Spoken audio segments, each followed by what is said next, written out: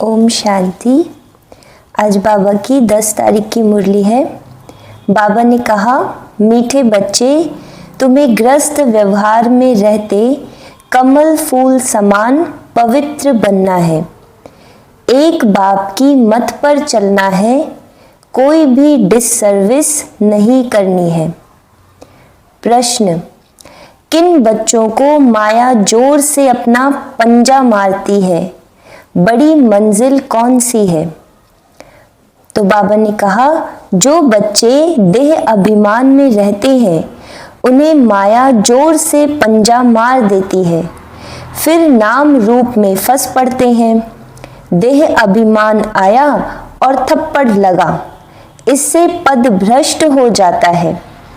देह अभिमान तोड़ना यही बड़ी मंजिल है। बाबा कहते, बच्चे देही अभिमानी बनो। जैसे बाप ओबीडिएंट सर्वेंट है, कितना निरअहंकारी है, ऐसे निरअहंकारी बनो, कोई भी अहंकार न हो। गीत है, न वह हमसे जुदा होंगे, न उल्फत दिल से निकलेगी। ओम शांति। बच्चों ने गीत सुना।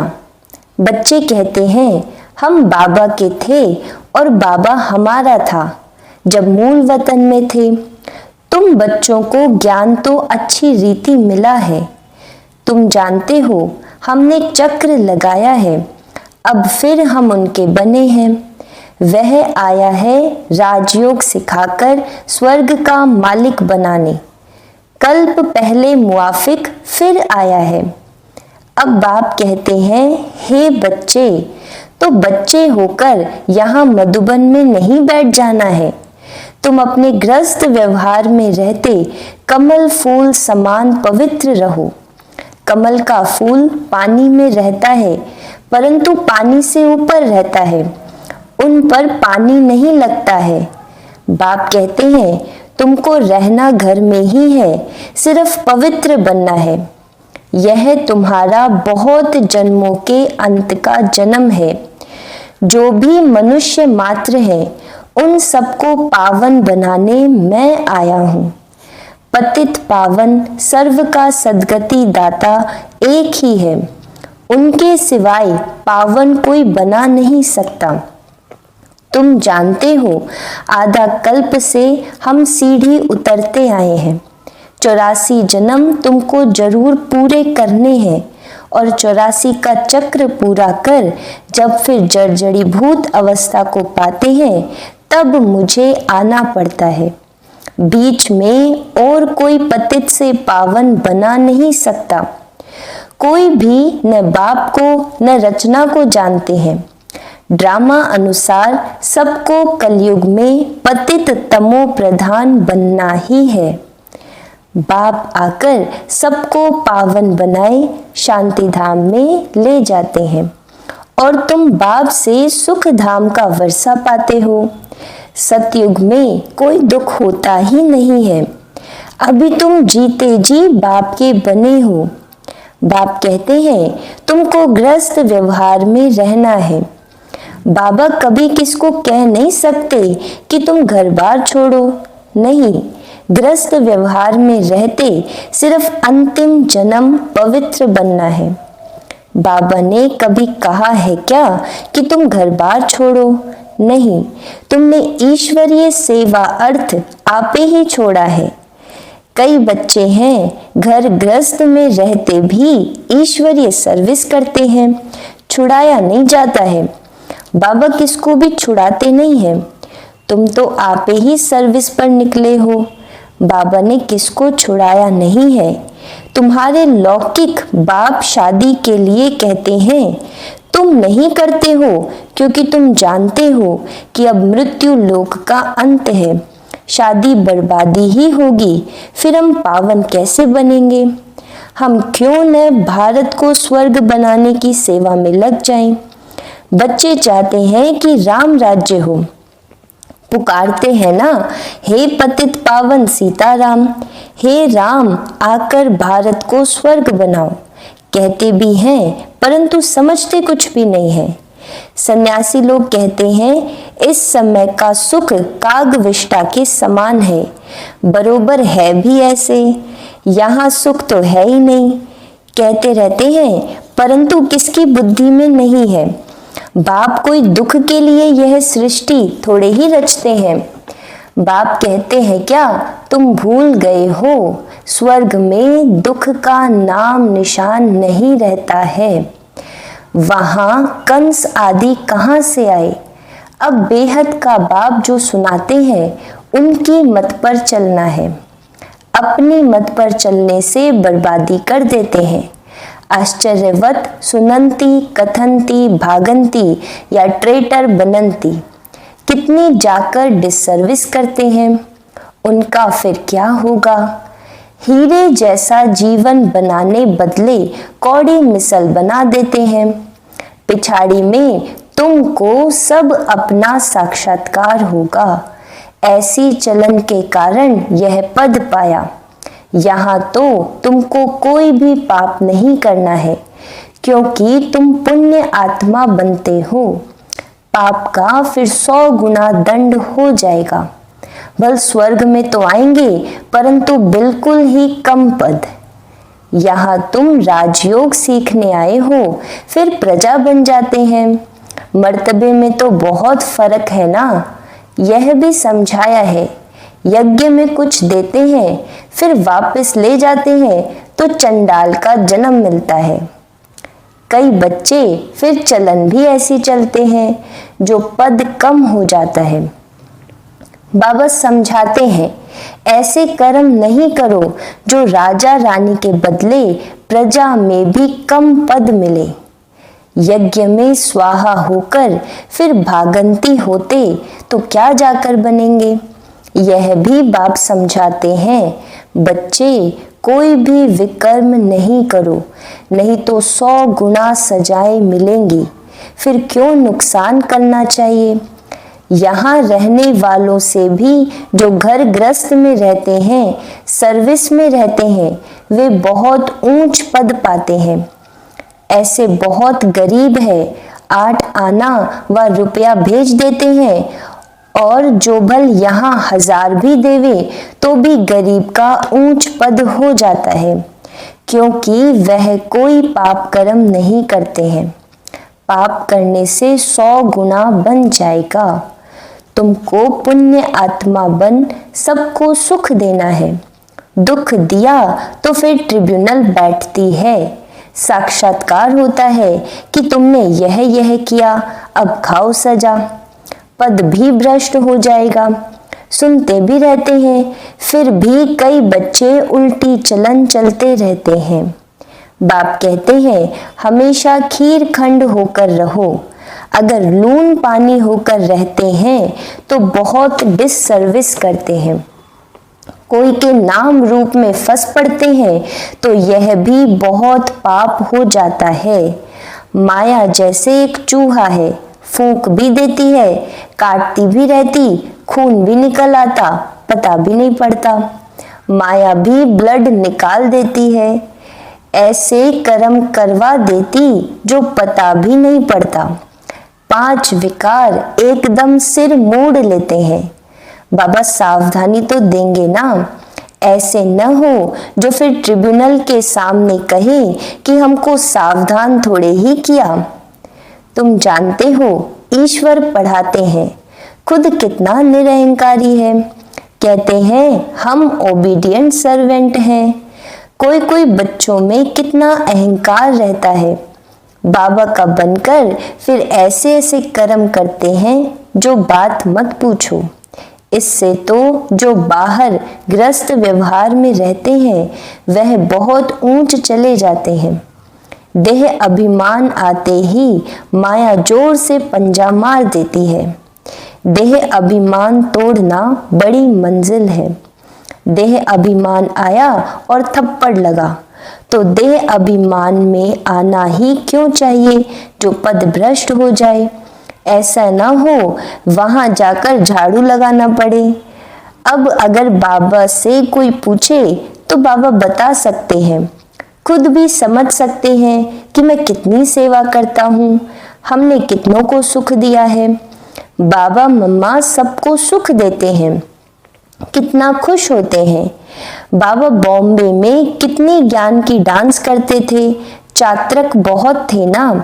बाप कहते हैं बहुत चात्रक के सामने ज्ञान की डांस करता हूँ तो अच्छी अच्छी पॉइंट्स निकलती है, चात्रक खींचते हैं। तुमको भी ऐसा बनना है, तब तो फॉलो करेंगे।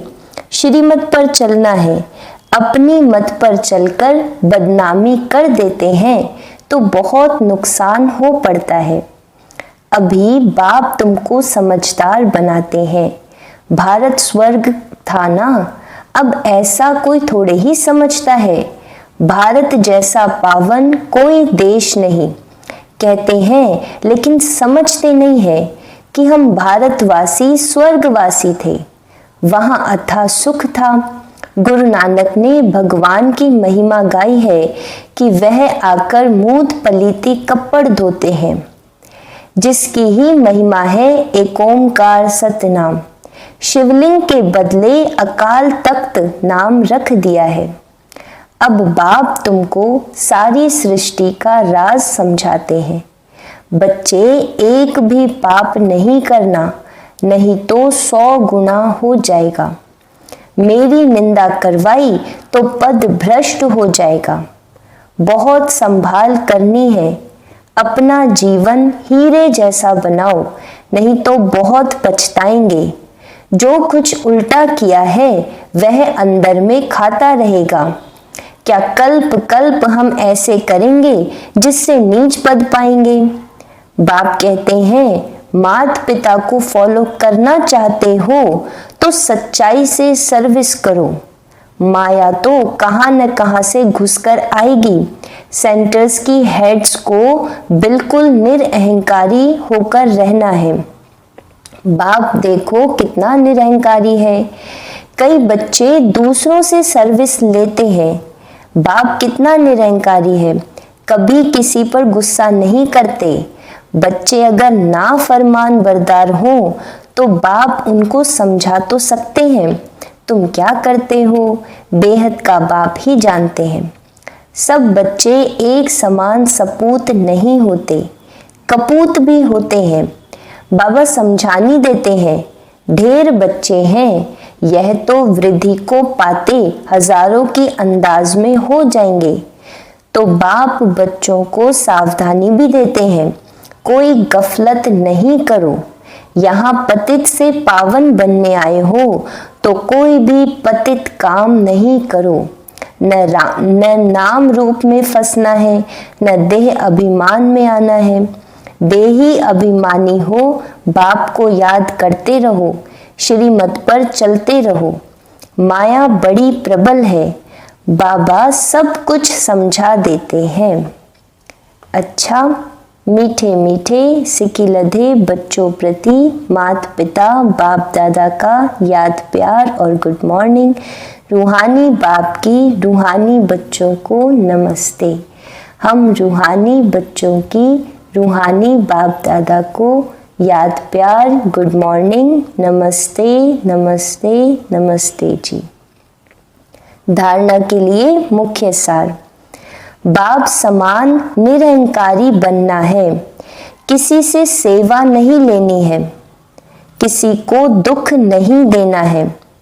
ऐसा कोई पाप कर्म न हो जिसकी सजा खानी पड़े। आपस में शीरखंड होकर रहना है। एक बाप की श्रीमत पर चलना है, अपनी मत पर नहीं। वरदान। दिव्य बुद्धि के विमान द्वारा विश्व की देख रेख करने वाले मास्टर रचयिता भव। दिव्य बुद्धि के विमान द्वारा विश्व की देख रेख करने वाले मास्टर रचयिता भव। जिसकी बुद्धि जितनी दिव्य है, दिव्यता के आधार पर उतनी स्पीड तेज है।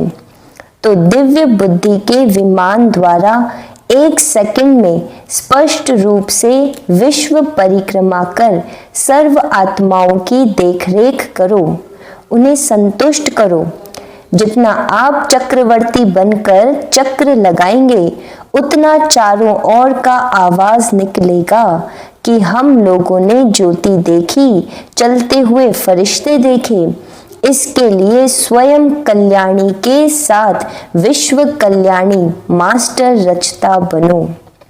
स्लोगन: मास्टर दाता बन अनेक आत्माओं को प्राप्ति का अनुभव कराना ही ब्रह्मा बाप समान बनना है। फिर मातेश्वरी जी के अनमोल महावाक्य। पहला पॉइंट, ईश्वर सर्वव्यापी नहीं है, उसका प्रमाण क्या है?